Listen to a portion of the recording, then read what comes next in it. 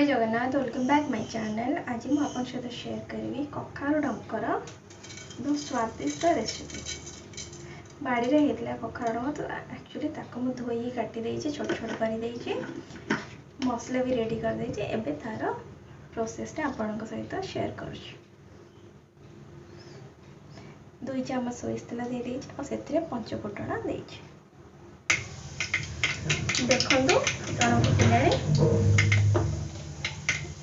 एबे काटिके रखिथिला परिवा को मथरे ऐड कर देबे।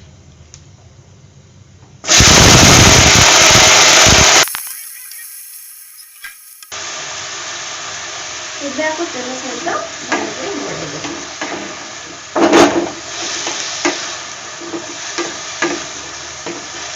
बहुत तेलरे पतिवा द्वारा आर स्वाद खूब भल होता है। आपको एमती तेलरे 2 से 5 मिनट पाए भाजी देंगे।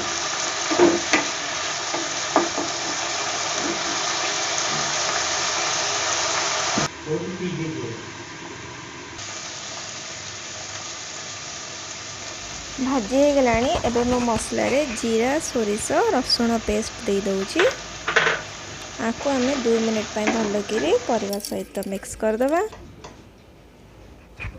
एतिरे मो सुखा दे दउची लूण, हळदी गुंड, लंका गुंड देके भल करी गोळेइ दउची।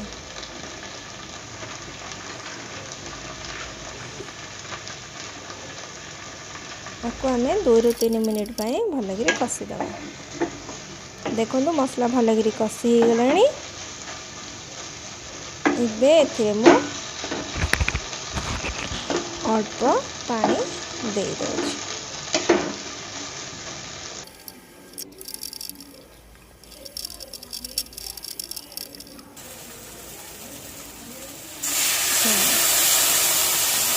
जदि सुखा हम तो अल्प पानी मु दे दउची।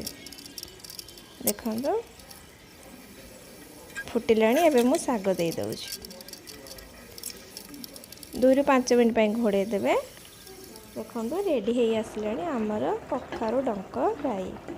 जदि आपण मानकु मोर रेसिपी मोर वीडियो भल लागुस तो प्लीज मो चैनल सब्सक्राइब लाइक करिया को भूलिबे नहीं। धन्यवाद। थैंक्स।